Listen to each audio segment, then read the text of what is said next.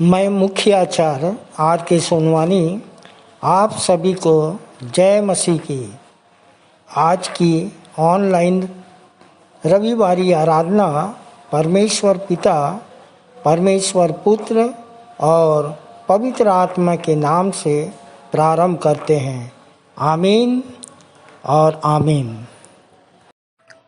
आइए आज की रविवारी आराधना प्रारंभ करते हैं और प्रारंभ में हम एक छोटी प्रार्थना कर लेंगे कुमारी भारती साहू की अगुवाई में।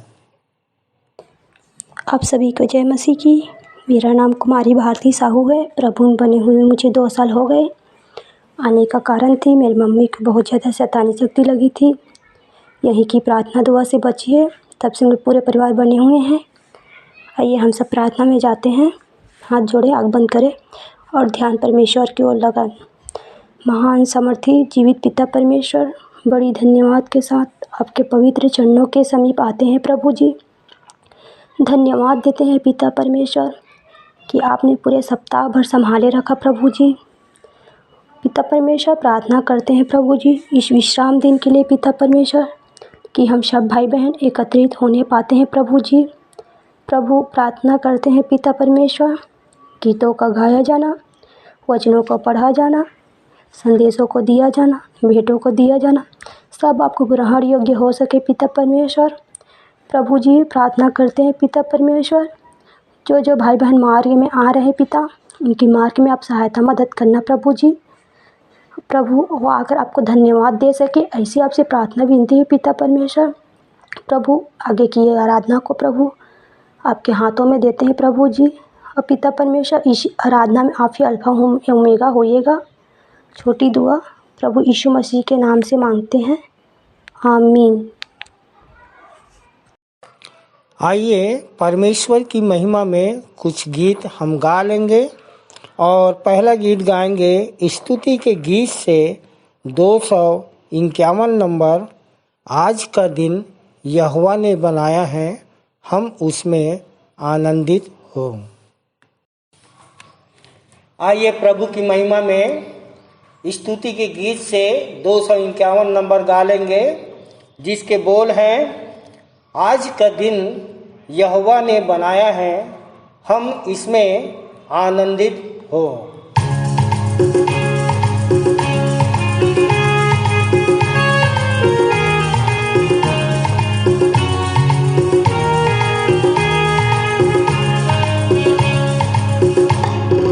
आज का दिन यहोवा ने बनाया है, हम इसमें आनंदित हो, आनंदित हो। आज का दिन यहोवा ने बनाया है, हम इसमें आनंदित हो, आनंदित हो। प्रभु को महिमा मिले, चाहे हो मेरा अपमान, महिमा मिले, चाहे हो मेरा अपमान। वह बढ़े मैं घटूं,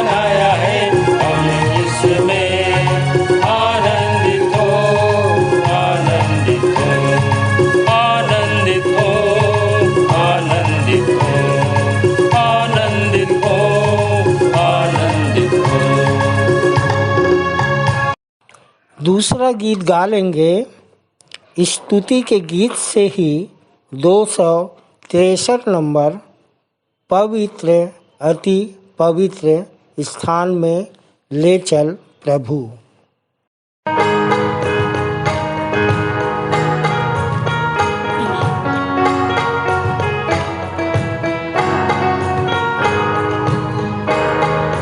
पवित्र अति पवित्र स्थान में ले चल प्रभु। मुझको तू अपने लहू से धो दे मेरे प्रभु।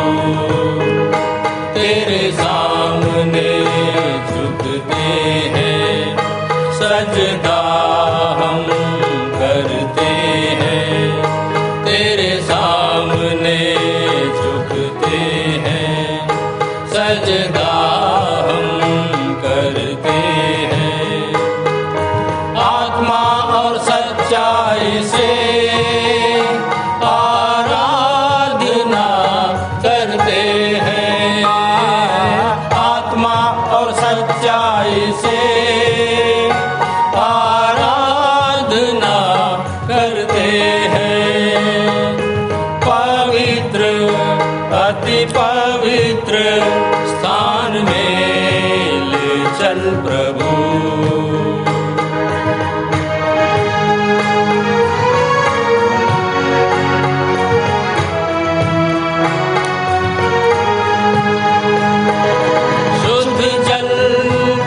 छिड़क दे मन को मेरे बदल दे। प्रार्थना है हमारी, आत्मा से तू भर दे। शुद्ध जल तू छिड़क दे, मन को मेरे बदल दे।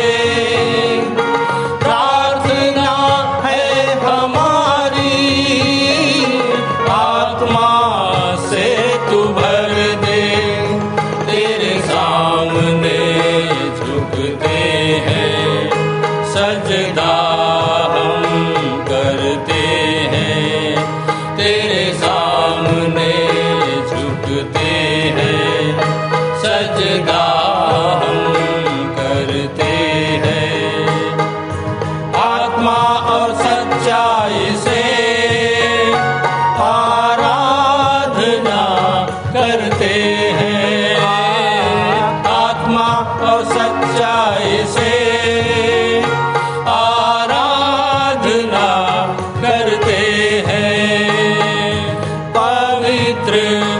अति पवित्र स्थान में ले चल प्रभु।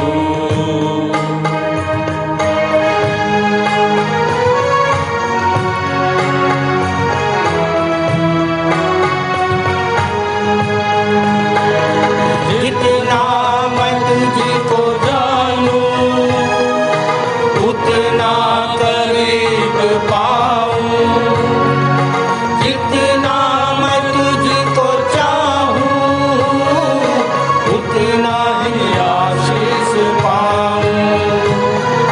जितना मैं तुझको जानूं, उतना करीब पाऊं। जितना मैं तुझको चाहूं, उतना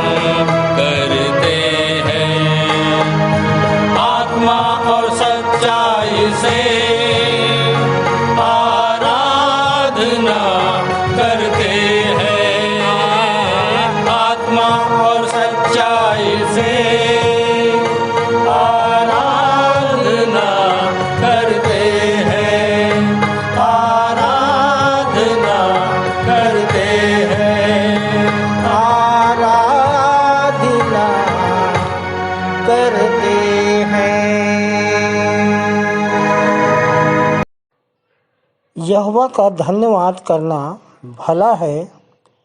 हे परम प्रधान, तेरे नाम का भजन गाना, प्रातःकाल को तेरी करुणा और प्रति रात तेरी सच्चाई का प्रचार करना, 10 तार वाले बाजे और सारंगी पर और वीणा पर गंभीर स्वर से गाना भला है, क्योंकि हे यहोवा, तूने मुझको अपने काम से आनंदित किया है और मैं तेरे हाथों के कामों के कारण जय जयकार करूँगा।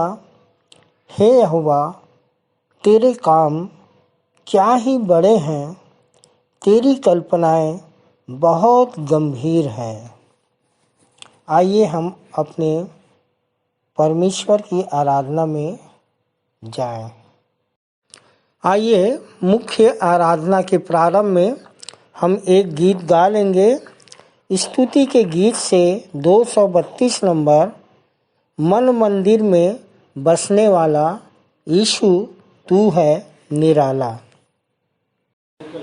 आइए हम प्रभु की महिमा में एक गीत गा लेंगे जो स्तुति के गीत क्रमांक 232 में पाया जाता है।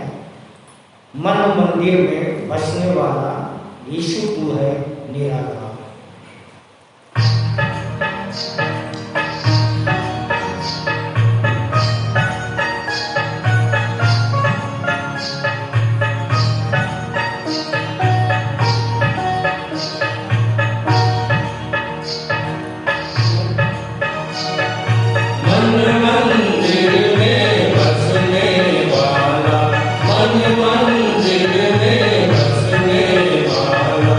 यीशु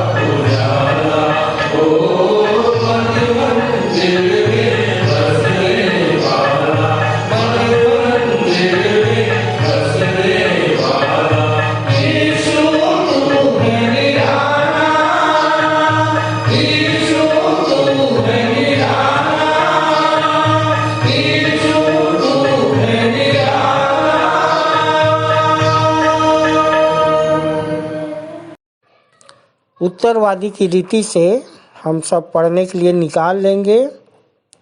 इफिसियों पहला अध्याय उसका 1 से 23 पद तक पढ़ लेंगे और पढ़ने में अगुवाई करेंगे श्री रानू शुक्ला और उत्तर देंगी श्रीमती अनीता शुक्ला। आप सभी को जय मसीह की। मेरा नाम श्रीमती अनीता शुक्ला है। आप सबको जय मसीह की। मेरा नाम रानू शुक्ला है।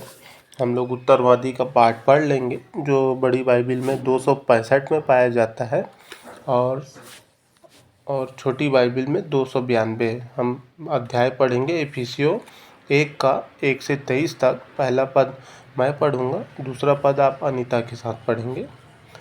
पौलुस की ओर से जो परमेश्वर की इच्छा से मसीह यीशु का प्रेरित है, इफिसुस निवासी उन पवित्र लोगों को जो मसीह यीशु में विश्वासी हैं, हमारे पिता परमेश्वर और प्रभु यीशु मसीह की ओर से तुम्हें अनुग्रह और शांति मिले।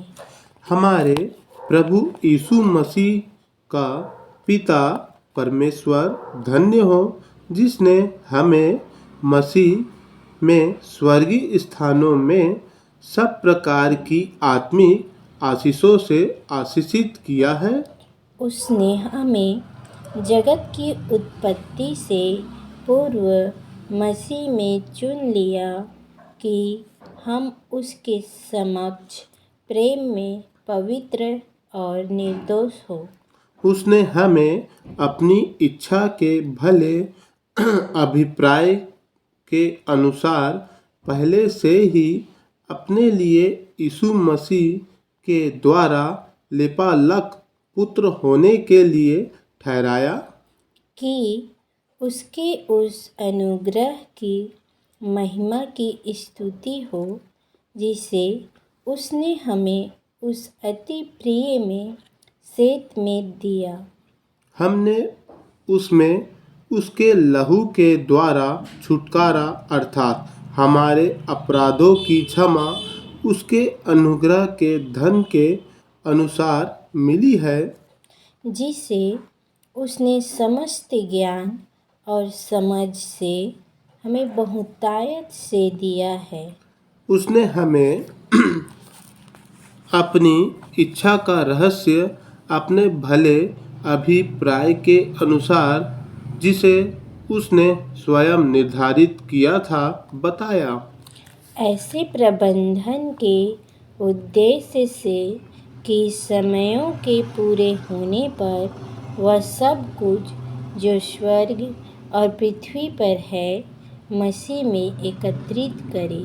उसी में जो अपनी इच्छा की सुमति के अनुसार सब कुछ करता है, हमने भी उसके अभिप्राय के अनुसार पहले से ठहराए जाकर उत्तराधिकार प्राप्त किया है कि हम जिन्होंने मसीह पर पहले से आशा रखी थी उसकी महिमा की स्तुति के कारण हो। उसी में तुम भी सब तुमने सत्य का वचन सुना जो तुम्हारे उद्धार का सुसमाचार है और जिस पर तुमने विश्वास किया, प्रतिज्ञा किए हुए पवित्र आत्मा की छाप लगी। वह हमारे उत्तराधिकार के बयाने के रूप में इस उद्देश्य से दिया गया है कि परमेश्वर के मोल लिए हुओं का छुटकारा हो, जिससे परमेश्वर की महिमा की स्तुति हो। इस कारण मैं भी तुम्हारे उस विश्वास का समाचार सुनकर जो प्रभु यीशु में है और तुम्हारा प्रेम जो सब पवित्र लोगों के प्रति है, तुम्हारे लिए निरंतर धन्यवाद देता हूँ और अपनी प्रार्थनाओं में तुम्हें स्मरण किया करता हूँ कि हमारे प्रभु यीशु मसीह का परमेश्वर जो महिमा का पिता है तुम्हें अपनी पूर्ण पहचान में ज्ञान और प्रकाशन की आत्मा दे। मैं प्रार्थना करता हूँ कि तुम्हारे मन की आँखें ज्योतिर्मय हो, जिससे तुम जान सको कि उसकी बुलाहट की आशा क्या है और पवित्र लोगों में उसके उत्तराधिकार की महिमा का धन क्या है और उसका सामर्थ्य हम विश्वास करने वालों के प्रति कितना महान है। ये सब उसकी उस शक्ति के कार्य के अनुसार है जिसे उसने मसीह में पूरा किया जब उसने उसे मरे हुओं में से जिलाकर अपनी दाहिनी ओर स्वर्गीय स्थानों में अर्थात सब प्रकार की प्रधानता, अधिकार, सामर्थ और प्रभुता के तथा प्रत्येक नाम के ऊपर जो ना केवल इस युग में परंतु आने वाले युग में भी लिया जाएगा बैठाया। उसने सब कुछ उसके पैरों तले कर दिया और उसे सब वस्तुओं पर शिरोमणि ठहराकर कलीसिया को दे दिया। अंतिम पद हम सब एक साथ पढ़ लेंगे। जो उसकी देह है और उसकी परिपूर्णता है, जो सब में सब कुछ पूर्ण करता है। परमेश्वर अपने वचन के पढ़े और सुने जाने में हम सबको आशीष दे। आइए हम विश्वास वचन बोलें। मैं सर्वशक्तिमान पिता पर स्वर्ग और पृथ्वी के सृजनहार परमेश्वर पर विश्वास रखता हूँ।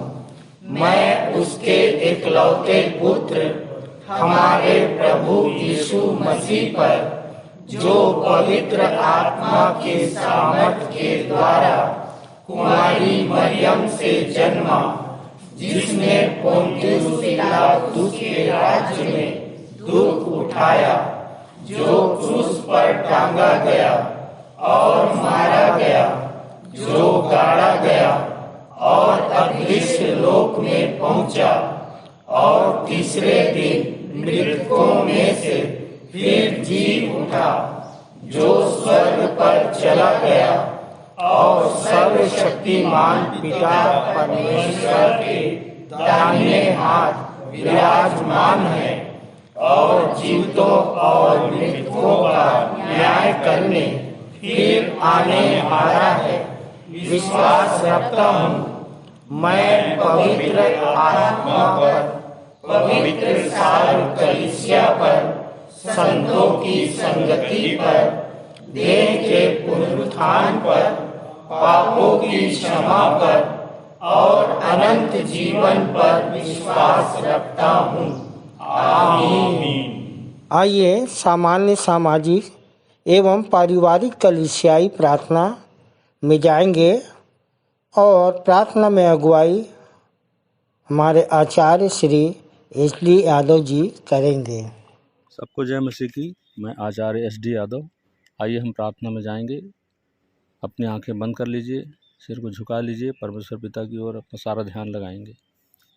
सर्वशक्तिमान, सर्वज्ञानी, सर्वव्यापी हमारे जीवित सामर्थ्य पिता परमेश्वर, आकाश और पृथ्वी बनाने वाले, सूरज चांद को बनाने वाले, अपने स्वरूप अपने समानता में बनाकर माता के गर्भ से अब तक संभालने वाले हमारे जीवित पिता परमेश्वर, बड़े धन्यवाद के साथ आपके प्रिय पुत्र हमारे उद्धारकर्ता मुक्तिदाता प्रिय प्रभु यीशु मसीह के धन्य और मीठे नाम से आपके पवित्र चरणों में आते पिताजी, हम लाख लाख धन्यवाद धन्यवाद धन्यवाद देते हैं। जीवन के इस घड़ी तक, इस पल तक, इस समय तक आपने हम सबको जीवित और सुरक्षित रखा पिता परमेश्वर। हम आपके हृदय से लाख लाख धन्यवाद देते हैं पिता परमेश्वर। धन्यवाद देते हैं पिता आपकी दया अनुग्रह करुणा के लिए जो निरंतर आप हमें प्रदान करते हैं पिता परमेश्वर। आपकी अद्भुत उपस्थिति के लिए हम धन्यवाद देते हैं पिता।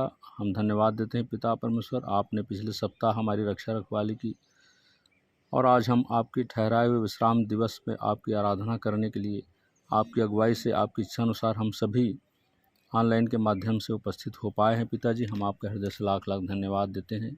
आपकी अद्भुत अगुवाई के लिए धन्यवाद देते हैं पिता परमेश्वर। हम धन्यवाद देते हैं पिता परमेश्वर कि आपने प्रभु यीशु मसीह में स्वर्गीय स्थानों में सब प्रकार की आत्मिक आशीषें दी है पिताजी। हम धन्यवाद देते हैं पिता परमेश्वर, आपने हमें जगत की उत्पत्ति के पहले से उसमें चुन लिया कि हम आपके निकट प्रेम में पवित्र और निर्दोष ठहरें, और अपनी इच्छा के भले अभिप्राय के अनुसार आपने हमें अपने लिए पहले से ठहराया कि प्रभु यीशु मसीह के द्वारा हम उसके लिए पालक पुत्र हो जाएं।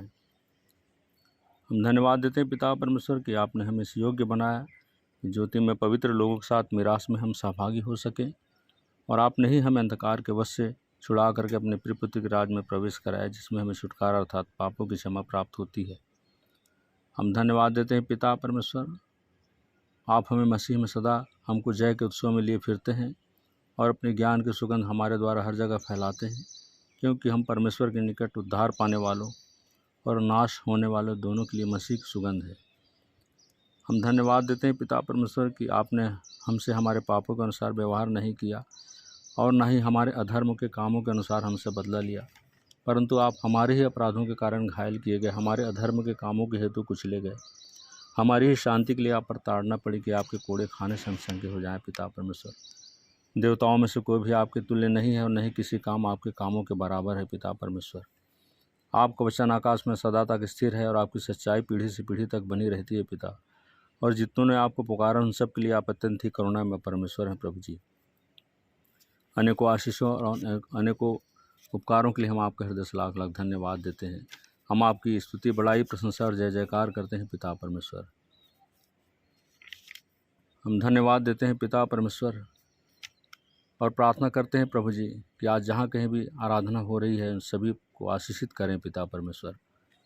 प्रार्थना करते हैं पिता परमेश्वर, जिस प्रकार आपने हमसे अद्भुत प्रेम किया, हम भी आपसे सारे मन से, सारे प्राण, सारी बुद्धि, सारी शक्ति के साथ हम आपसे प्रेम करने वाले हो सके। आपके प्रति ईमानदार वफादार जीवन पर्यंत हम आपकी आज्ञाओं का पालन करते हुए आपके डर और भय में जीवन को जी सके। आपके वचन को अपने हृदय में रख छोड़े ताकि हम आपके विरुद्ध पाप न कर सके। पिता परमेश्वर, अपनी गवाही आपकी महिमा के लिए देते हुए मनुष्यों के सामने जिंदा दिली के साथ हम आपको स्वीकार करने वाले हो सके। हम प्रार्थना करते हैं पिता परमेश्वर, जैसा कि वचन कहता है, बुद्धि यहोवा ही देता है और ज्ञान और समझ की बातें उसी के मुंह से निकलती है, और यदि किसी को बुद्धि की घटी हो तो परमेश्वर से मांगे, जिसे वह बिना उलाहना दिए उदारतापूर्वक देता है। और इसलिए हम प्रार्थना करते हैं पिता परमेश्वर, हम सबको ज्ञान, बुद्धि और प्रवीणता और सब प्रकार कार्यों की समझ की आत्मा से परिपूर्ण करिए, ताकि वह बुद्धि हमारे हृदय में प्रवेश करे और ज्ञान हमें सुख देने वाला लगे, विवेक हमारी सुरक्षा कर सके और समझ हमारी रक्षक हो सके। पिता, हम प्रार्थना करते हैं पिता संडे स्कूल के सारे बच्चों के लिए, उनको सिखाने वाले सभी शिक्षकों और शिक्षिकाओं के लिए पिता परमेश्वर बहुतायत की आशीष उनके और उनके पूरे परिवार पर आप निरंतर बनी रहे। जो वचन के बीज उनके हृदय में बच्चों के बोए जाते हैं पिता परमेश्वर, बच्चे आगे चलकर एक मजबूत खंभा आपके स्वर्गीय राज्य के लिए बन सके। पिता परमेश्वर, उन बच्चों को ज्ञान, बुद्धि, समझ की आत्मा से परिपूर्ण करिए प्रभु, और उन्हें बहुतायत की आशीष दीजिए। पिता परमेश्वर, हम प्रार्थना करते हैं उन लोगों के लिए जो शारीरिक रूप से अस्वस्थ हैं, विभिन्न कारणों से आराधना में उपस्थित नहीं हो सकते हैं। पिता परमेश्वर, उन सब को हम आपके पवित्र हाथ में सौंपते हैं। उन सब के लिए हम आपसे प्रार्थना करते हैं, उन पर विशेष कृपा हो प्रभु जी।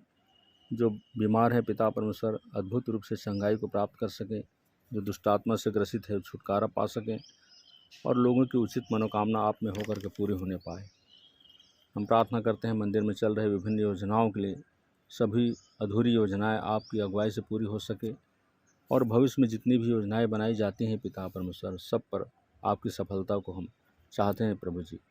हर एक कमी और घटी आपके स्वर्गीय भंडार से पूरी होने पाए। पिता परमेश्वर, हम प्रार्थना करते हैं पिता परमेश्वर देश के अगुओं के लिए, देश और राज्य का जो संचालन करते हैं उन सारे अगुओं के लिए प्रार्थना करते हैं, आपके पवित्र हाथ में उन सभी को सौंपते हैं पिता, और प्रार्थना करते हैं पिता परमेश्वर उन सबको ज्ञान, बुद्धि और समझ की आत्मा से परिपूर्ण करिए प्रभु जी, ताकि वो देश राज्य का संचालन बिना किसी भेदभाव के निष्पक्षतापूर्वक कर सकें, ताकि हमारा देश निरंतर प्रगति के पथ पर अग्रसर हो सके और देश में अमन, चैन और शांति हमेशा बनी रहे। पिता परमेश्वर, हम प्रार्थना करते पिता आज के वक्ता के लिए, जिनके द्वारा वचन के बीज हमारे हृदय में बोए जाने हैं। पिता परमेश्वर, हम सभी अपने मनों को एक मन एक चित्त होकर के उस वचन को सुन सकें, अपने जीवन में धारण कर सकें और अपने जीवन से आपको महिमा दे सकें। पिता परमेश्वर, हम प्रार्थना करते हैं पिताजी, मंदिर के संचालक, सह संचालकों के लिए, मुख्य आचार्य, सभी आचार्यों, हर एक विश्वासी भाई बहनों के लिए,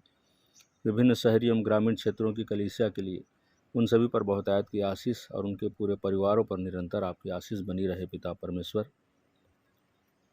हम प्रार्थना करते हैं पिता परमेश्वर, आज की आराधना में हमारी गीतों का गाया जाना, भेंटों का चढ़ाया जाना, वक्ताओं और संचालक महोदय के द्वारा वचनों का हमारे हृदय में बोया जाना, सब कुछ आपको सुखदायक सुगंध के रूप में ग्रहण योग्य हो सके। आज की आराधना हर एक विश्वासी जनों के लिए आशीष का कारण बनने पाए। हम सब अपने जीवन का समर्पण आपके सामर्थ्य हाथों में सौंपते हैं और सारा आदर, महिमा, गौरव, सम्मान आपको देते हुए इस विनती को उद्धारकर्ता, मुक्तिदाता, प्रिय प्रभु यीशु मसीह के धन्य और मीठे नाम से मांगते हैं पिता, आमीन। ये समय है संदेश का और हमारे लिए संदेश लेके आ रही हैं मंदिर की सह संचालिका श्रीमती अर्चना दास जी। आइए मनन करें लूका 10:19-31 पर, जिसमें एक बेनाम धनवान और लाजर नाम कंगाल है, जिनके बारे में आप सबने सुना होगा व जानते भी होंगे। धनवान मलमल के वस्त्र पहनता, धूमधाम और सुख विलास के साथ रहता था। वह यहूदी था जो धनवान होने के कारण स्वयं को धर्मी समझा करते थे, इसलिए राजसी बैंगनी वस्त्र पहना करते थे। न्यायों 8:26। यह धनवान अब्राहम को जानता व पिता भी मानता था। कंगाल लाजर उसी धनवान की डेवढ़ी पर प्रतिदिन छोड़ दिया जाता था कि मेज से गिरे, चूर-चार द्वारा पेट भरे, और कुछ राहत उसे घाव चाटने वाले कुत्तों से भी मिल जाती थी। घटना में दोनों मर गए। लाजर को स्वर्गदूतों ने उठाकर इब्राहिम की गोद में पहुंचा दिया और धनी को लोगों ने दफना दिया। दोनों मर गए पर दोनों जिंदा थे, एक गोद में, दूसरा अधोलोक में। दोनों कंगाल थे, एक इस लोक में, दूसरा अधोलोक में।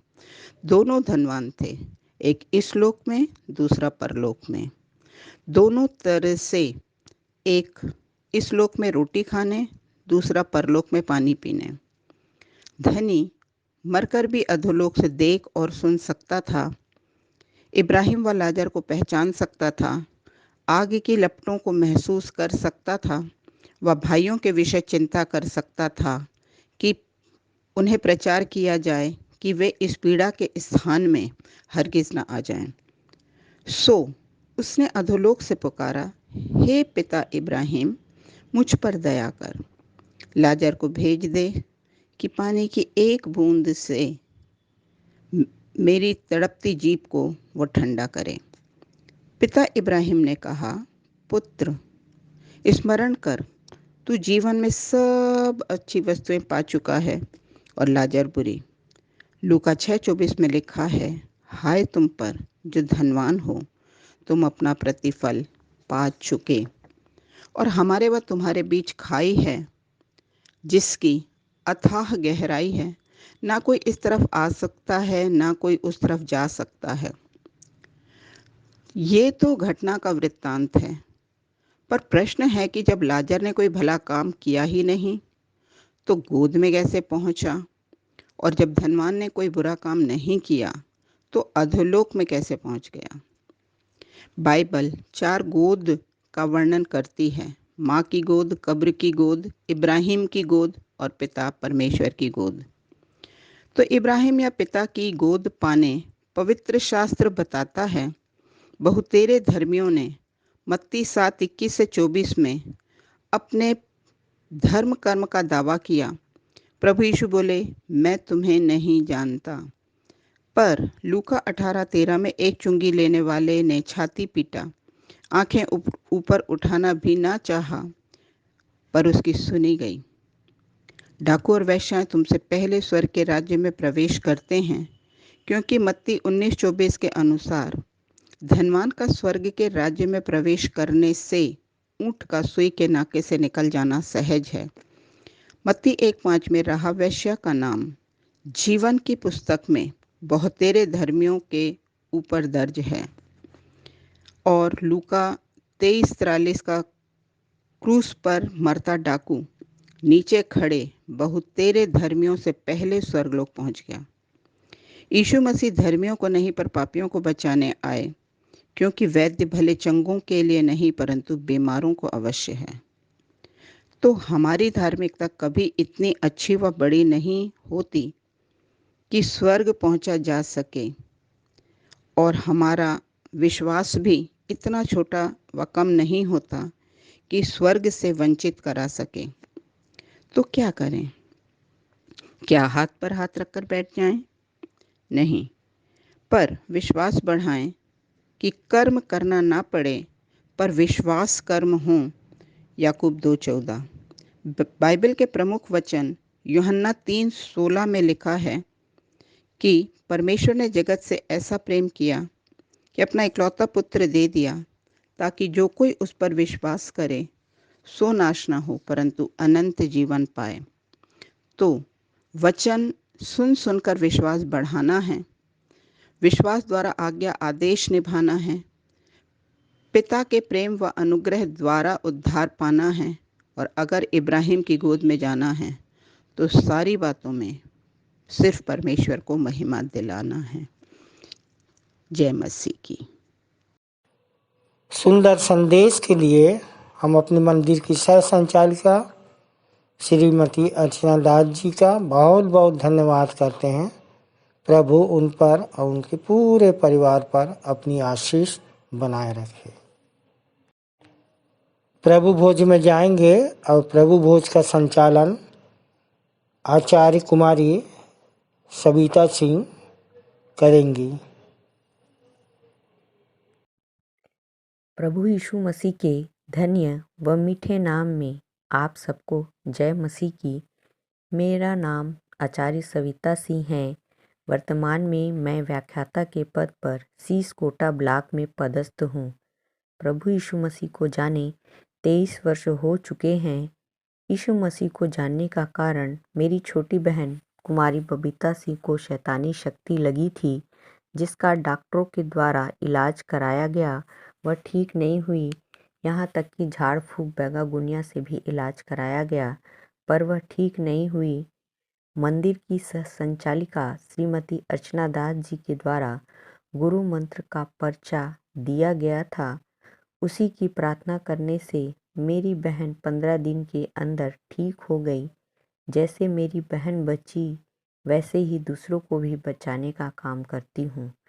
सर्वप्रथम परमेश्वर पिता का धन्यवाद कि आज मुझे प्रभु भोज के विषय में बोलने का अवसर मिला है। उत्पत्ति से लेकर प्रकाशित वाक्य तक जितनी भी पुराने नियम की जो बातें थी, वाचा थी, प्रतिज्ञाएं थी, व्यवस्था, कानून था, उसे इसी पृथ्वी पर यीशु मसीह ने शरीर अर्थात देह में होकर आए और सारी व्यवस्था को उस शरीर में पूरा किया। पर कुछ प्रतिज्ञाएं तथा कुछ वाचा थी, जिसे प्रभु यीशु मसीह नए तरीके से, नए नियम के द्वारा नया जन्म पाए हुए नए विश्वासियों के लिए नए तरीके से उसे नई वाचा में बदल दिया था। प्रभु भोज के इतिहास को देखें तो हम पाते हैं कि निर्गमन की पुस्तक पुराने नियम में निर्गमन अध्याय 12 में जहाँ मूसा इज़राइलियों को मिस्र देश से छुड़ाकर लाने वाला था, तो उस गुलामी की दशा से छुटकारे से पहले उन्होंने फसह का पर्व मनाया था। उस फसह के पर्व में एक निर्दोष मेमने को हर एक परिवार ने बलिदान किया था, और उस मेमने के लहू को हर एक परिवार ने अपने घर के चौखट पर लगाया था। जब परमेश्वर का स्वर्गदूत वहाँ से गुजरा तो लहू लगे हुए घर के अंदर जितने लोग थे वे सब सुरक्षित बच गए और बिना लहू लगे हुए घर के लोगों के उनके पहिलौठों को उसने एक ही रात में, चाहे पशु हो, जानवर हो, मनुष्य हो, सभी को उसने खत्म कर दिया। और जो लोग लहू की सुरक्षा में थे, लहू लगे हुए घर में थे, वे सुरक्षित बच गए और परमेश्वर उनको मिस्र की गुलामी से छुड़ाकर ले आया।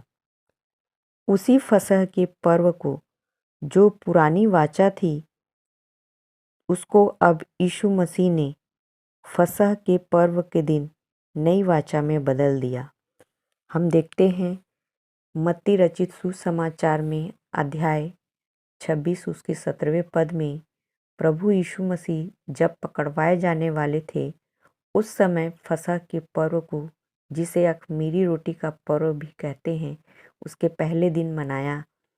इस पर्व में जो कुछ भी बना था, रोटी, दाखरस और जो भी चीज़ें खाने पीने की वस्तुएं थी, वे सब वे खा रहे थे और यीशु मसीह ने उसे अपने चेलों के साथ खाते समय इस महत्वपूर्ण विधि की स्थापना की थी, जिसे प्रभु भोज कहते हैं। इसे प्रभु भोज, प्रभु की मेज, रोटी तोड़ना, संगति करना, सहभागिता करना भी कहा जाता है। अंग्रेजी में इसे लॉर्ड सफर, होली कम्युनियन कहते हैं। इसे प्रभु यीशु मसीह ने स्वयं इसको स्थापित किया था और इसमें यीशु मसीह ने वाचा बांधी थी और ये वाचा का चिन्ह है, इसलिए इसे प्रभु भोज कहते हैं। इस प्रभु भोज में हम जिस रोटी का प्रयोग किया जाता है वह यीशु मसीह के मांस का प्रतीक है और जो दाखरस है वो यीशु मसीह के लहू के प्रतीक स्वरूप इसे हम ग्रहण करते हैं।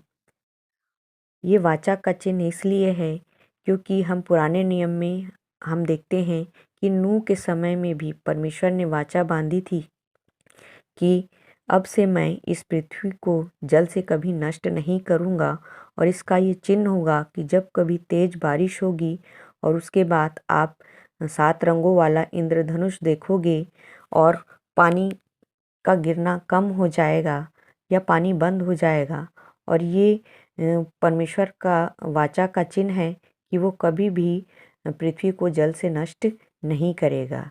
वैसे ही यीशु मसीह ने भी वाचा बांधी कि मेरे लहू के बहाए जाने से बहुतों के पापों की क्षमा होगी और बहुतों के प्राणों का उद्धार होगा।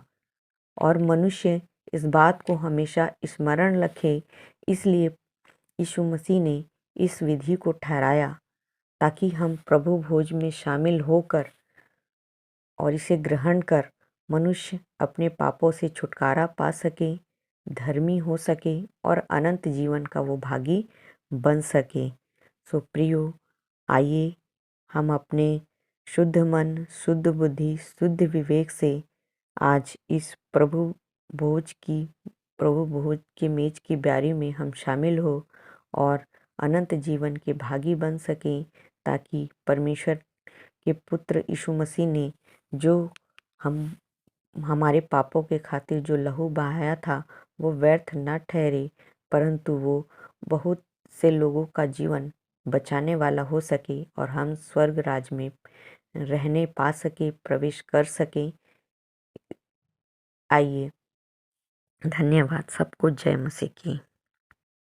प्रभु भोज पर सुंदर संदेश के लिए आचार्य कुमारी सविता सिंह और उनके पूरे परिवार को प्रभु आशीष दे।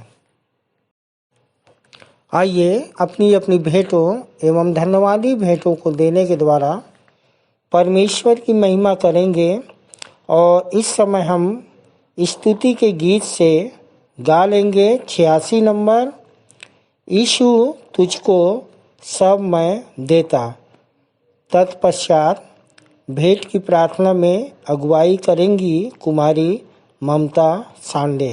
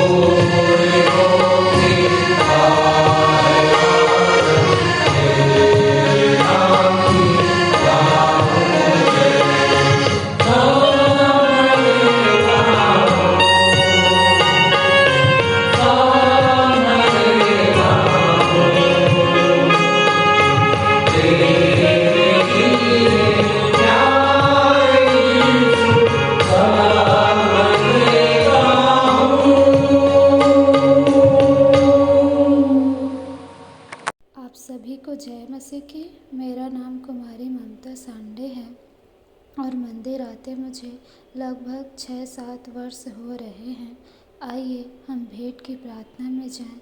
हाथों को जोड़े, आँखों को बंद करें और अपना ध्यान परमेश्वर की ओर लगाएं। आकाश के झरोखे खोलकर उत्तम आशीषों की वर्षा करने वाले हमारे जीवित महान पिता परमेश्वर, एक बार फिर से प्रभु जी आपके चरणों के सम्मुख आते और आपको हृदय की गहराई से धन्यवाद देते पिता, कि प्यारे प्रभु जी आज के दिन पिता हम मर मिट नहीं गए पिता, वरन जीवित और जीवितों के मध्य में पाए जाते हैं पिता। इसके लिए प्रभु जी आपको हृदय से धन्यवाद देते पिता, धन्यवाद देते प्रभु जी कि पिता हम सब भाई बहन प्रभु जी आपके भवन में इकट्ठे होकर पिता आपकी महिमा करने पाए पिता। इसके लिए आपको हृदय से धन्यवाद देते हैं पिता। आपसे प्रार्थना करते प्रभु जी, जिन छोटे बड़े हाथों ने पिता आपके सम्मुख भेंट लाए हैं पिता, आप उन्हें बहुत आयत की आशीष दीजिए पिता परमेश्वर। प्रभु जी जिन भाई बहनों ने पिता आपके सम्मुख विशेष भेंट चढ़ाई है पिता, जिन्होंने अपना धन्यवादी मन आपके सम्मुख प्रकट किए हैं पिता, उन्हें भी आप बहुत आयत की आशीष दीजिए पिता, ताकि प्रभु ये स्वर्ण अवसर उनके जीवन में बार बार आने वाले हो सके पिता। प्रभु जी हम प्रार्थना करते पिता, जिन्होंने अपनी बाड़ी का फल सब्जी अनाज के रूप में आपके सम्मुख चढ़ाए हैं पिता, आप उन्हें भी बहुत आयत की आशीष दीजिए पिता। उनके आय खत्ते, उनके खेत खलिहानों पर प्रभु जी आपकी बहुत आयत की आशीष होने पाए पिता। प्रभु हम मौद्रिक मानसिकता के ना बने पिता, वरन निर्बलता में सामर्थ्य की सिद्धि को प्राप्त करने वाले बन सके पिता। प्रभु जी इससे बढ़कर पिता हम अपने आप को जीवित पवित्र और आपको भावता हुआ बलिदान करके चढ़ाने वाले हो सके पिता। ऐसी आपसे प्रार्थना है प्रभु जी पिता। आगे की शेष आराधना को प्रभु जी आपके हाथों में सौंपते हुए पिता, सारा आदर महिमा गौरव जलाल प्रशंसा आपको देते हुए पिता, छोटी विनती हमारे उद्धारकर्ता प्रभु यीशु मसीह के नाम से मांगते हैं, आमीन। मैं मुख्य आचार्य R.K. सोनवानी आप सभी को जय मसीह की। आप लोगों को सूचना से अवगत करा दूं, हमारी रविवारी आराधना ऑनलाइन और ऑफलाइन दोनों चलती है। समय का विशेष ध्यान दें, प्रातः 10 बजे से दोपहर 12:30 बजे तक। जिनको जिनको आराधना में जिम्मेदारी दी जाती है उनको ऑनलाइन और ऑफलाइन दोनों में बोलना है। ऑनलाइन के लिए अपना ऑडियो बनाकर शुक्रवार शाम तक अवश्य ही मुझको भेज देवे। विशेष सूचना, प्रायः यह देखा जा रहा है कि ऑनलाइन आराधना में जो प्रार्थना उत्तरवादी पाठ है, जो संदेश है कि रिकॉर्डिंग शुक्रवार शाम तक नहीं भेजी जाती, जिससे शनिवार रात भर सेटिंग करने में लग जाता है। अतः अब संचालक मंडल द्वारा निर्णय लिया गया है कि जिसकी रिकॉर्डिंग शुक्रवार शाम तक नहीं पहुंचेगी उसे आने वाले समय में अवसर नहीं दिया जाएगा। तदनुसार इस आदेश का कड़ाई से पालन किया जाएगा। आदेशानुसार संचालक मंडल विश्वासी मंदिर बिलासपुर। 5/3/2023 की रविवारी आराधना के लिए आप लोगों को सूचित कर दूं, जिसका संचालन करेंगी आचार्य कुमारी प्रतिभा शेष। प्रारंभिक प्रार्थना भाई नारायण के वर्त के द्वारा। उत्तरवादी पाठ लूका रचित सुसमाचार 21 अध्याय, जिसका 5 से 38 पद तक पढ़ लेंगे और जिसको पढ़ने में अगुवाई करेंगी कुमारी दिव्यानी सूर्यवंशी और उत्तर देंगे मिस्टर कमलेश सूर्यवंशी। सामान्य सामाजिक एवं पारिवारिक कलीसियाई प्रार्थना में अगुवाई करेंगे आचार्य श्री वी.आर. भोसले जी और संदेश होगा आचार्य श्री राजकुमार निषाद के द्वारा, जिनका विषय है भले ही शैतान की सेना हमारे पीछे है, भले ही शैतान की सेना हमारे पीछे है, पर हम परमेश्वर के बलवंत हाथों के नीचे हैं। आप अपने संदेश के लिए भजन संहिता 91 से 4 पद तक ले सकते हैं। प्रभु वो संचालन आचार्य श्रीमती सुनैना सिंह के द्वारा, भेंट की प्रार्थना कुमारी शिवानी गंगावने के द्वारा। मुख्य संदेश हम अपने संचालक जी से उत्तरवादी पाठ पर सुन लेते हैं। अंतिम प्रार्थना श्रीमती पिंकी साहू के द्वारा और श्रीमती सह संचालिका श्रीमती अर्चना दास जी की आशीष से सभा का समापन करेंगे। धन्यवाद। आइए और अंत में सुन लेते हैं अपने मंदिर के संचालक जी द्वारा पिछले सप्ताह के संदेशों की समीक्षा, मंदिर की वर्तमान स्थिति एवं भविष्य की योजनाएं तथा उत्तरवादी पाठ पर संक्षिप्त टिप्पणी। सबको जय मसीह की। परमेश्वर का धन्यवाद हो कि उसकी दया और उसके अनुग्रह से हम सब सुरक्षित पाए जाते हैं। प्रियो, जब यीशु मसीह के पीछे चलते हैं तो यीशु मसीह ने पहले ही कह दिया कि मेरे नाम के कारण से लोग तुम्हें सताएंगे, झूठ बोल बोल कर तुम्हारी निंदा करेंगे। सो आनंदित और मगन होना, क्योंकि तुम्हारे लिए स्वर्ग में बड़ा फल है। सो प्रारंभ से ही विपरीत परिस्थितियों का सामना करना पड़ेगा हर एक विश्वासी को। ऐसा हमारा प्रकाशन, दर्शन और मसीहत है। और इसी विषय पर हमारी बहन श्रीमती गेंदले, रुक्मणी गेंदले को पिछले सप्ताह ये विषय दिया गया था बोलने के लिए, और उनका विषय था विपरीत परिस्थितियों में भी आशीषों का अनुभव करना है तो यहोवा का पर भरोसा रखना है। बहन ने सुंदर गवाही के साथ अपने संदेश को प्रारंभ किया। तो बहन ने बताया कि परिस्थितियां दो प्रकार की होती हैं। पहला अनुकूल परिस्थिति और दूसरा प्रतिकूल परिस्थिति। और यदि व्यवस्था विवरण 8 और 15-16 पढ़ा जाए तो इस विषय पर पूरा वर्णन किया गया है। यदि आदम हवा पर परीक्षा आई तो यह शैतान की ओर से था और वे सफल नहीं हुए, परंतु अय्यूब की ओर से, अय्यूब की परीक्षा में जो कि परमेश्वर की ओर से थी, अय्यूब सफल हो सका। तो याकूब 1:14 मनुष्य अपनी अभिलाषाओं के कारण परीक्षा में पड़ता है।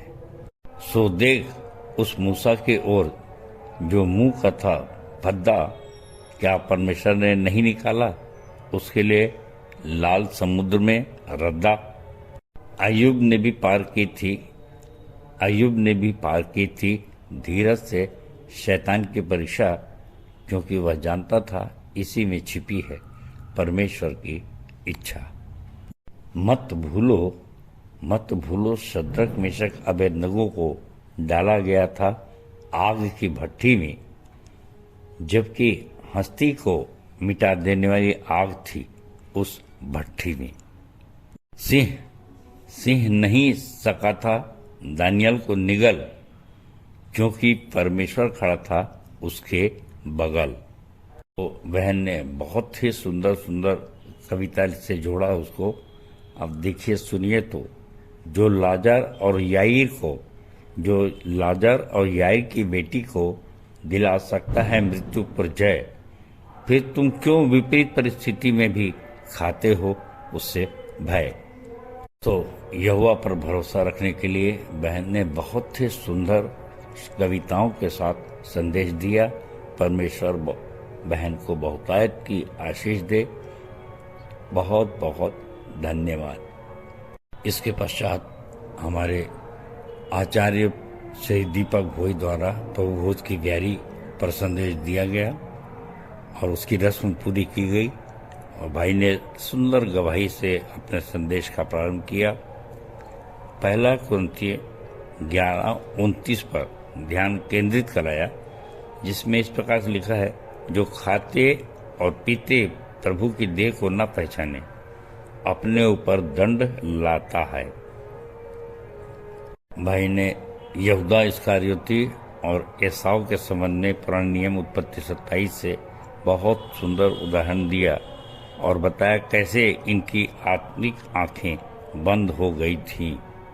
सो आज ये ब्यारी प्रभु यीशु मसीह की देह और लहू हमको प्रभु यीशु मसीह की देह और अपनी देह को पहचानने का अवसर प्रदान करता है, क्योंकि हमें शैतान अक्सर सांसारिक चीजें दिखाता है और संसार की ओर हमारा ध्यान केंद्रित करता है और स्वर्ग के राज के बारे में जो हमको जो अधिकार दिया है यीशु मसीह ने कि मुझसे भी बड़े बड़े काम तुम करोगे, इस ओर हमारा ध्यान न जाए, इसलिए संसारिक बातों में हमको उलझा करके और फंसा कर रखता है। तो भाई को उनके सुंदर संदेश के लिए परमेश्वर का धन्यवाद और बहुत बहुत आशीष दे परमेश्वर उनको। मैं धन्यवादित हूँ भाई के लिए, जबकि काफ़ी विपरीत परिस्थिति में वो संघर्ष कर रहे हैं। हम सब जानते हैं कि कोविड में उनकी पत्नी प्रभु में सो गई और उनके 2 बच्चे हैं, परंतु मैं इस बात को नाज करता हूँ कि भाई उस विपरीत परिस्थिति में भी स्थिर होकर परमेश्वर का काम बिना किसी रोक टोक करते हैं। और किसी कारण से भाई ऑफलाइन में उपस्थित नहीं हो सके, पर मैं हमारे आचार्य पंडित शास्त्री चंद्रशेखर तिवारी जी के लिए को भी बहुत धन्यवाद देता हूँ कि अचानक ही उनने ऑफलाइन पर ये संदेश दिया प्रभु भोज का कि ब्यारी की रस्म पूरी की, और इसलिए मैं उनको भी बहुत बहुत धन्यवाद देता है। परमेश्वर उनको भी बहुतायत की आशीष दे। प्रियो, अब इसके बाद मेरा संदेश था रोमी 15:1 से 21। प्रियो, जैसे मैं हमेशा कहता हूँ, कहूँगा कि एक वचन, एक लाइन को भी अगर हम सिद्ध कर लें तो बहुत कुछ आशीषें प्राप्त कर सकते हैं। और यहाँ पर ये एक ही लाइन थी, रोमी 15 का पहला वचन, निदान हम बलवानों को चाहिए कि निर्बलों की निर्बलताओं को सहें, न कि अपने आप को प्रसन्न करें। पौलुस समझाना चाहता है, और यदि गुरु मंत्र का दूसरा पॉइंट देखें, दूसरी टिप, परमात्मा की शक्ति कैसी है, और उसने मुझसे कहा, मेरा अनुग्रह तेरे लिए बहुत है, क्योंकि मेरी सामर्थ निर्बलता में सिद्ध होती है। और यहाँ पर निर्बलता के और बल के 4 पॉइंट दिए गए हैं, 4 टिप है। पहला शरीर का, दूसरा शस्त्रों का, और तीसरा धन का, और चौथा बुद्धि का। और सहते हुए यदि हम इन 4 चीज़ों में, 4 बातों में कहीं न कहीं बलवान हैं, तो ये हम भाग्यशाली हैं। परंतु जब हम धनी होते हैं तो कंगालों को देना बहुत तकलीफ देह होता है, और दे करके पड़ोसी से प्रेम करना। इसीलिए पौलुस ने दूसरी बात कहा कि आपका लक्ष्य क्या है, कि यदि आप निर्बल के साथ अच्छा व्यवहार कर रहे हैं और सैक्रिफाइस कर रहे हैं, त्याग कर रहे हैं, तो दूसरा पद देखें, हम में से हर एक अपने पड़ोसी को उसकी भलाई के लिए सुधारने के निमित्त प्रसन्न करे। बलवान हमको इसलिए बनाया जाता है कि हम निर्बल के साथ निर्बल बनना सीखें और अपनी समस्याएं में उलझे रहने से कि मेरे पास स्वयं नहीं है, मैं दूसरे को क्या दूंगा, इस प्रकार के विचार रखने से परमेश्वर की सिद्धि नहीं प्राप्त हो सकती। और इसलिए देखिए तीसरा पद कहता है क्योंकि मसीह ने अपने आप को प्रसन्न नहीं किया, पर जैसा लिखा है कि तेरे निंदकों की निंदा मुझ पर आ पड़ी। और ये जो लिखा है शब्द आया है, इसका अर्थ है भजन 69 और 9, और वहाँ इस प्रकार से लिखा है क्योंकि मैं तेरे भवन के निमित्त जलते जलते भस्म हुआ, और जो निंदा वे तेरी करते हैं वही निंदा मुझको सहनी पड़ी। तो प्रियो, ये कितने आनंद का अवसर होता है, और ये ऐसे दुख तकलीफ उठा कर के परमेश्वर की सेवा करना, पड़ोसी की सेवा करना के पीछे जो आनंद है, उसको जो करता है, त्याग करता है, जो निर्बल बनता है, वही उस आनंद को उपभोग कर सकता है। क्योंकि वचन कहता है तुम्हारा पल भर का हल्का सा क्लेश तुम्हारे लिए ढेर सारी महिमा उत्पन्न करता चला जाता है।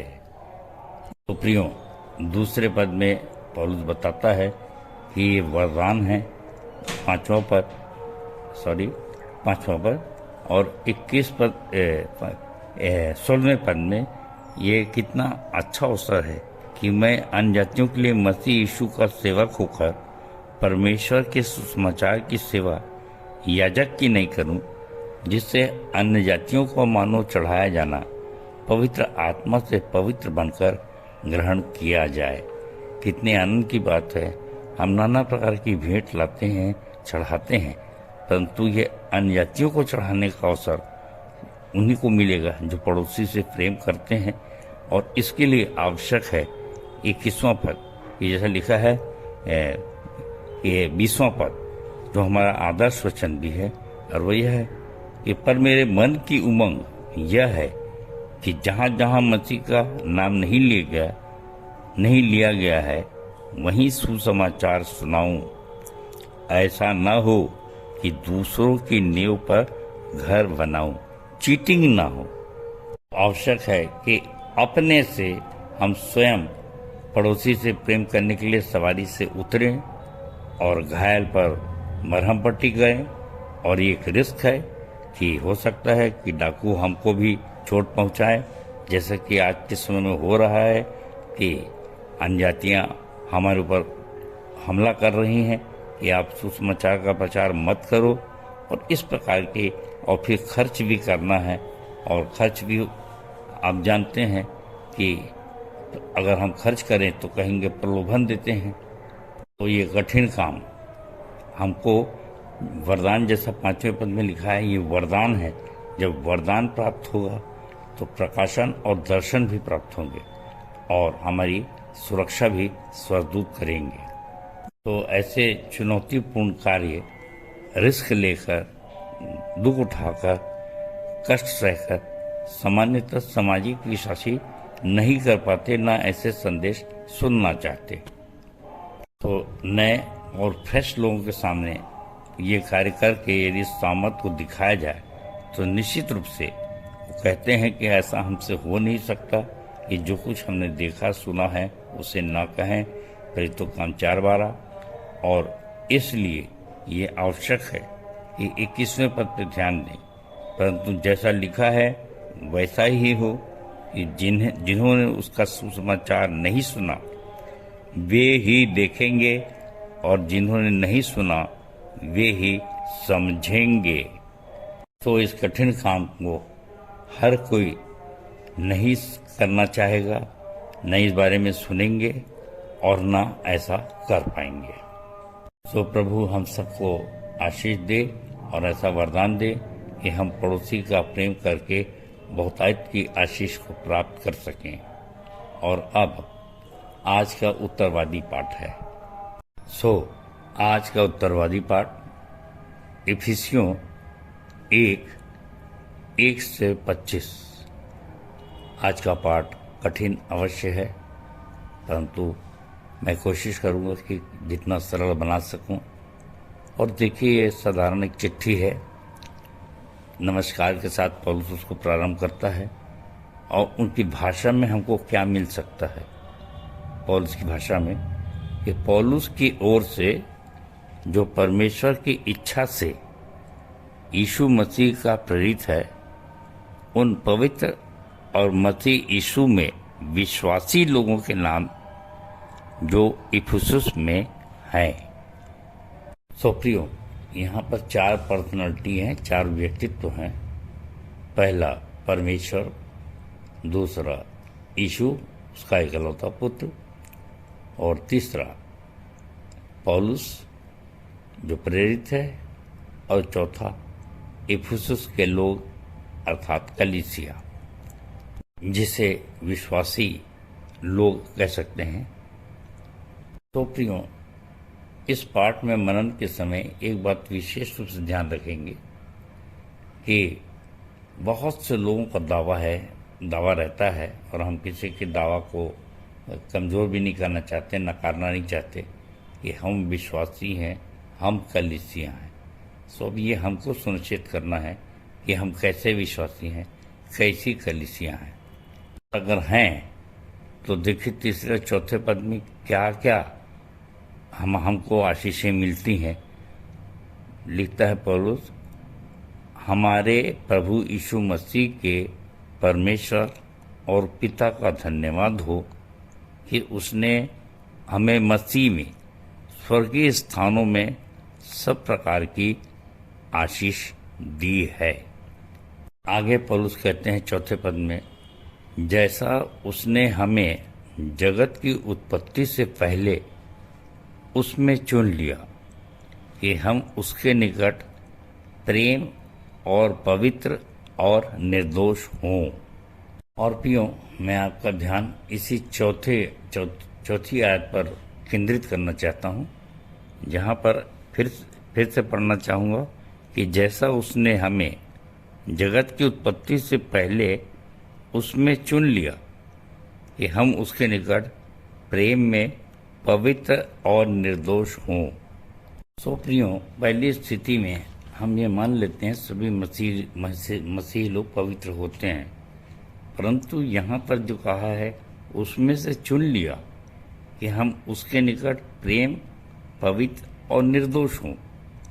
तो ये यदि हम विश्वासी हैं तो हमको पवित्र और निर्दोष बनाने का काम पवित्र आत्मा का है। और इसके लिए मैं रैरी बाइबल के टी को जस के तस यहाँ पे पढ़ना चाहूँगा, जहाँ इस प्रकार लिखा है कि चुन लिया, चयन, कुछ व्यक्तिगत लोगों का परमेश्वर द्वारा चयन जो उस पर विश्वास करेंगे। यह सृष्टि से पहले इस उद्देश्य से हुआ कि वे विश्वासी पवित्र बने। तो प्रियो, जैसा कि मैंने प्रारंभ में ही कहा था कि ये कठिन विषय है और काफ़ी इसमें अलग अलग विचार हो सकते हैं, जल्दी से समझ में नहीं आता, परंतु इस टिप्पणी के अनुसार कुछ लोगों का जो विश्वास करेंगे पवित्र बनाए जाएंगे, उनका चयन उत्पत्ति से पहले ही किया जा चुका था। सो प्रियो, इस संबंध में मेरा विचार है कि परमेश्वर ने जगत से ऐसा प्रेम किया कि उसने अपना एकलौता पुत्र दे दिया, ताकि जो कोई उस पर विश्वास करे वो नाश न हो परंतु अनंत जीवन पाए। तो यहाँ पर जो कोई भी एक शब्द है कि अभी जो विश्वास कर लेगा और कुछ लोग विश्वास नहीं करेंगे, तो क्या ये उत्पत्ति से पहले का चुनाव है और या आज हम सुसमाचार देते हैं तब लोग विश्वास करते हैं? तो कभी कभी एक विवाद उठता है, ये लोग पूछते हैं, सो ये बताइए कि जिनको उत्पत्ति से पहले से नहीं चुना, क्या वो 11वें पद के अनुसार मीरास नहीं पाएंगे? 11वें पद में इस प्रकार से लिखा है, उसी में जिसमें हम भी उसी की मनसा से जो अपनी इच्छा के मत के अनुसार सब कुछ करता है, पहले से ठहराए जाकर मीरास बने। सो प्रियो, कलीसिया में इस प्रकार के बहुत से विवाद पाए जाते हैं। व्यवहार में आप आ जाइए तो देखिए कि जो हमारी कलीसिया का मेंबर है, अलग अलग डॉक्ट्रिन है, बहुत प्रकार के चर्चेज होते हैं, बहुत प्रकार की कलीसिया होती है, और जो हमारा कहना मान लेता है, हम ये मान लेते हैं कि उत्पत्ति से पहले से इसका चुनाव हुआ है। परंतु जो हमारा कहना ना तो माने, हमारी कलीसिया छोड़कर दूसरी कलीसिया में ज्वाइन कर ले, हमारे प्रकाशन दर्शन को न माने, हम उसको बोलते हैं कि ये उत्पत्ति के पहले से इसका चुनाव नहीं हुआ है। सो मैं स्मरण करता हूँ कि अभी अपन ने रोमियो 15 पढ़ा था, उसकी पिछले सप्ताह, और उसके 5वें और 6वें पद में इस प्रकार से लिखा है, और धीरज और शांति का दाता परमेश्वर तुम्हें यह वरदान दे कि मसीह यीशु के अनुसार आपस में एक मन रहो, ताकि तुम एक मन और एक मुंह होकर हमारे प्रभु यीशु मसीह के पिता परमेश्वर की बड़ाई करो। तो प्रियो, आप समझ गए हैं कि जो कलीसियाओं में जो युद्ध होता रहता है, और अक्सर बाइबल के संदर्भ निकाल करके हमारे विश्वासी भाई आपस में लड़ते हैं, हमारे पासबान लोग लड़ते हैं, तो ये एक छुपी हुई बात नहीं है और अक्सर इसकी चर्चा नहीं की जाती, परंतु समस्या यही है।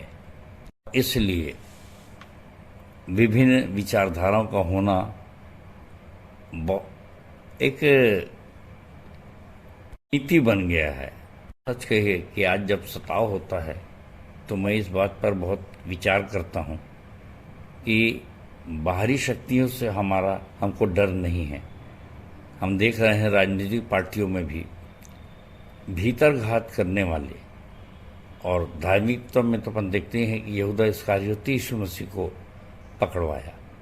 तो ये एक बहुत जरूरी प्रकरण है जहाँ पे हमको निश्चित होना चाहिए, निश्चित धारणा से चलना चाहिए।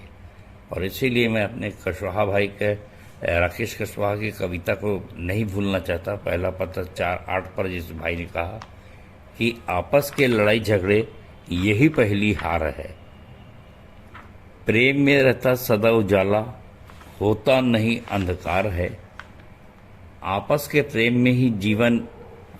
प्रेम से ही जीवन मिलेगा मुझे और आपको, क्योंकि ढांप देता है प्रेम अनेक पाप को। क्योंकि इस समस्या का सामना मैं कर रहा हूँ। हमारे विश्वासी मंदिर में बोर्ड लिखे गए, पुस्तक लिखी गई, प्रकाशन दर्शन सब कुछ जो आसमान से आया मैंने लिख दिया, और मैं हमेशा चाहता हूँ कि हमारे सब भाइयों में, विश्वासी भाइयों में एक मन, एक चित्त और एक मुंह हो। इसीलिए तो पौलुस को ये लिखना पड़ा रोमियो को 15:6 में कि ताकि तुम एक मन एक मुंह होकर हमारे प्रभु यीशु मसीह के पिता परमेश्वर की बड़ाई करो। तो प्रियो, यदि हम एक चित्त एक मुंह होकर के परमेश्वर की महिमा करते हैं तो देखिए हमको क्या क्या पुरस्कार मिलता है। 5वें पद में, और अपनी इच्छा की सुमति के अनुसार हमें अपने लिए पहले से ठहराया था कि यीशु मसीह के द्वारा हम उसके लेपालक पुत्र हूँ। लेपालक पुत्र का वरदान हमको दे रहा है। और कितनी अच्छी बात है 8वें पद में कि 6वें पद में उसने सब कुछ हमको सेत में दिया, छुटकारा भी दिया, अपराधों की क्षमा किया, और अनुग्रह के धन के अनुसार हमको मिला है। और 8वें पद में उसने हमें सारे ज्ञान और समझ से हम पर बहुतायत की आशीष दी है। और 9वां विशेष करके 9वां पद कि उसने अपनी इच्छा का भेद उस सुमति के अनुसार हमें बताया जिसे उसने अपने आप में ठान लिया था।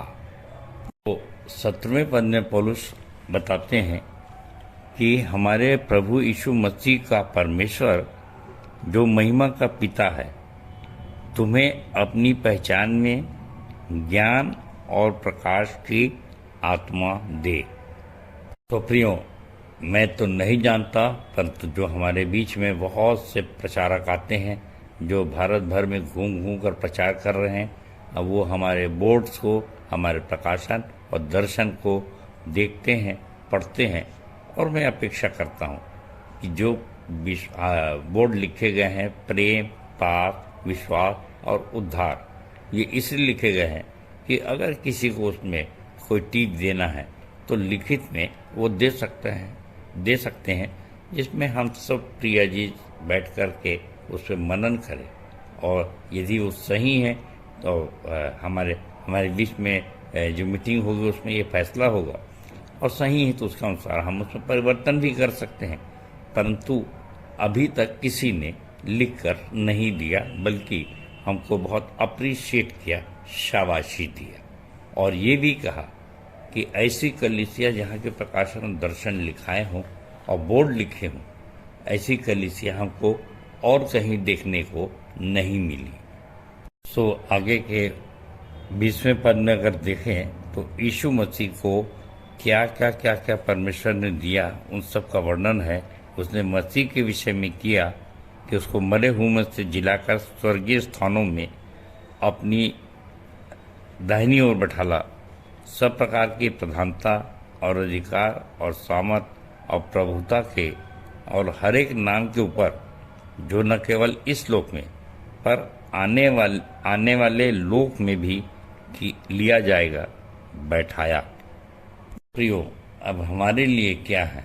अंत के भाग में, इसके पहले कि मैं 22वें और 30वें पद में जाऊं, मैं यहाँ कहना चाहता हूँ, जब प्रभु की देह और कलीसिया यदि हम हैं, हम ऐसी कलीसिया जो प्रभु की देह है, हम बन जाते हैं ऐसे विश्वासी, तो हमारे लिए क्या क्या रखा गया है। और जैसा यीशु मसीह के लिए 22वां पद, सब कुछ उसके पांवों तले कर दिया और उसे सब वस्तुओं का शिरोमणि ठहराकर कलीसिया को दे दिया। ये कलीसिया एक दुल्हन की तरह है जो परमेश्वर ने यीशु मसीह को दिया, और यदि हम वो कलीसिया हैं तो कितनी अच्छी बात है कि यह उसकी देह है और उसी की परिपूर्णता है जो सब में सब कुछ पूर्ण करता है। प्रियो, अंत में मैं यही कहना चाहता हूँ कि हमारे बीच में कभी भी इस बात का विवाद न हो कि हम उत्पत्ति से पहले हमको चुना या न चुना, परंतु ये प्रकाशन दर्शन इसलिए लिखे गए हैं कि यदि हम पड़ोसी से प्रेम करेंगे तो निश्चित रूप से वो हमको कलीसिया बनाएगा। कलीसिया उसकी दुल्हन है और वो हमें सब कुछ पूर्ण करेगा। तो परमेश्वर करे आप में से कोई भ्रमित न हो। प्रकाशन दर्शन हमारे लिखे हैं, उसके अनुसार आप हर कार्य करें। सो जीवन में बहुतायत का जीवन और परलोक में अनंत जीवन को प्राप्त करें। परमेश्वर अपने वचन के कहे जाने पर आशीष दे। सबको जय मसीह की, जय मसीह की और जय मसीह की। धन्यवाद। उत्तरवादी पाठ पर सुंदर सारगर्भित एवं व्यवहारिक टिप्पणी के लिए अपने संचालक जी का बहुत बहुत धन्यवाद करते हैं। तालियां। हम अपनी आराधना के अंतिम भाग में हैं। अंतिम गीत गाएंगे। स्तुति के गीत से 17 नंबर, जय जय यीशु, जय जय यीशु। अंतिम प्रार्थना करेंगे भाई राहुल जांगड़े और प्रभु की प्रार्थना और सह संचालक डॉक्टर अल्पना राम जी की आशीष से सभा का समापन करेंगे।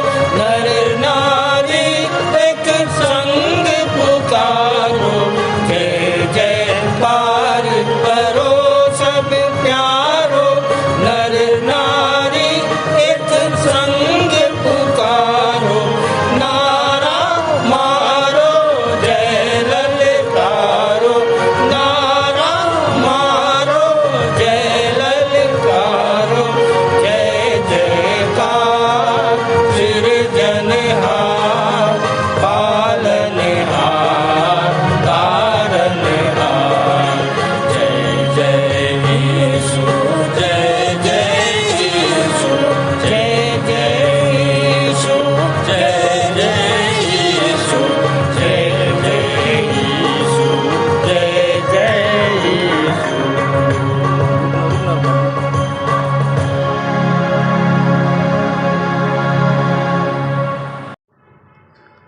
आप सबों को जय मसीह की। मेरा नाम राहुल जांगड़े है। विश्वासी मंदिर आते 7 साल हो गए।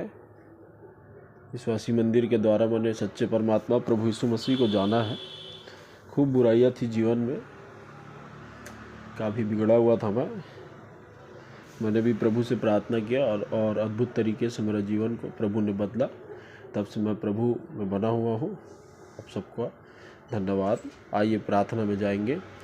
महान सर्वशक्तिमान सर्वव्यापी सर्वज्ञानी एकमात्र जयवंत और जयवंत पिता परमेश्वर प्रभु यीशु मसीह के परम पवित्र प्यारे मीठे नाम से आपके चरणों में आते धन्यवाद देते पिता परमेश्वर, जीवन के तमाम आशीषों के लिए जो आपने हमें दिया है प्रभु जी। आपने हमें योग्यता से भी बढ़कर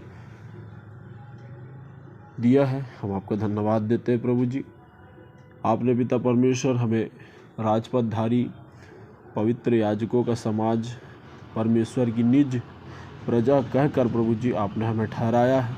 होने दे पिता, जैसे आपने हमें ठहराया है वैसे ही हमारा जीवन भी हो सके। आपके दया आपके अनुग्रह से आपकी राह पर हम खरे उतर सके पिता परमेश्वर। आपकी राहों पर हम पिता परमेश्वर बड़ी नम्रता और दीनता के साथ चल सके। और प्रभु जी ऐसे हमें ताकत बख्शना पिता परमेश्वर कि हम आपका कभी इनकार न करें। इतनी हिम्मत देना प्रभु जी। आपका वचन कहता है पिता परमेश्वर, जो अंत तक धीरज धरेगा उसी का उद्धार होगा। हाँ पिता परमेश्वर, न हमें धीरज है, न शक्ति है, न सामर्थ्य कि हम धीरज धर सके पिता परमेश्वर, न प्रचार कर सके। परंतु आप जब हमारे अंदर आ जाते हैं प्रभु जी, हमें धीरज, हमें हर एक वो फल जो आत्मा के 9 फल हैं वो हमारे अंदर प्रकट होते हैं प्रभु जी। और धीरे धीरे पिता परमेश्वर तेजस्वी शाश्वत स्वरूप में अंश अंश करके बदलते चले जाते हैं प्रभु जी। और पिता परमेश्वर आपकी महिमा करने पाते हैं आत्मा और सच्चाई से प्रभु जी। ऐसे हमें बनाना, ऐसे हमें धीरज देना प्रभु जी। जैसे पिता परमेश्वर आपका दास पौलुस कहता है प्रभु जी, अब मैं नहीं परंतु मसीह मुझ में जीवित। हाँ प्रभु जी, आप हम में, हम आपके में जीवित रहें पिता परमेश्वर, ताकि हम आप और हम एक हो सके। और पिता परमेश्वर जिस उद्देश्य से आपने हमें इस जहाँ पर रखा है उस उद्देश्य को पूरा कर सके, ऐसा आपसे प्रार्थना करते हैं प्रभु जी। और क्या मांगे पिता, जितने लोगों ने प्रभु जी आज की आराधना में पिता परमेश्वर अपना अपना मनोकामनाओं को, समस्याओं को आपके सम्मुख रखा है, कोई भी खाली हाथ ना जाने पाए प्रभु जी। जो संचालक मंडल के द्वारा और जितने भी दास भक्त के द्वारा आपका वचन बोया गया है, हमारे हृदय में वो फलवंत हो सके प्रभु जी। और पिता परमेश्वर उसको अपने जीवन में लाकर दूसरों को बचाने वाले हो सके प्रभु जी। धन्यवाद देते पिता परमेश्वर विश्वासी मंदिर की जगह के लिए, प्रांगण के लिए प्रभु जी जो आपने हमें दिया है प्रभु जी। हम आपका हृदय से आभारी करते हैं पिता परमेश्वर। तमाम उन अधिकारियों का आदर सत्कार करते हैं पिता परमेश्वर जो इस कंपाउंड का संचालन करते हैं, उन्हें भी सद्बुद्धि दीजिए ताकि आपके राहों पे चल सके। सारे आदर महिमा गौरव आपको देते हुए पिता बड़े धन्यवाद और विश्वास के साथ छोटी विनती उद्धार करता प्रभु यीशु मसीह के परम पवित्र और प्यारे मीठे धन्य नाम से मांगते हैं, आमीन।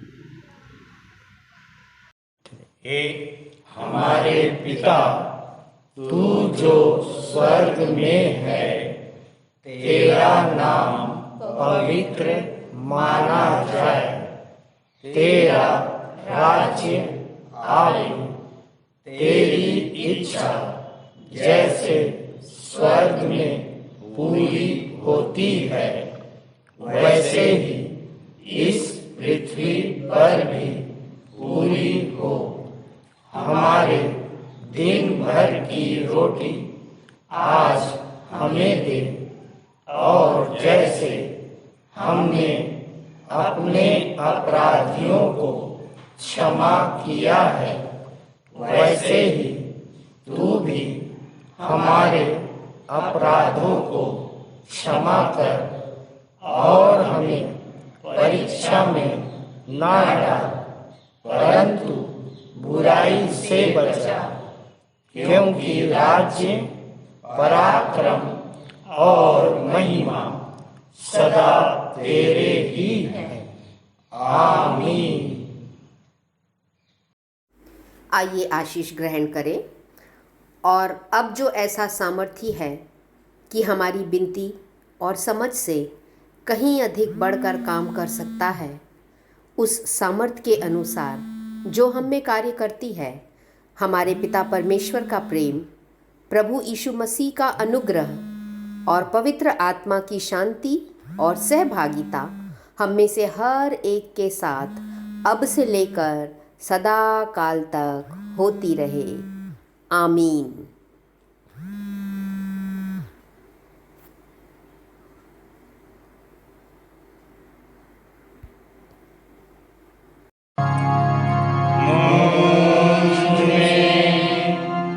यीशु की शोभा दिखाई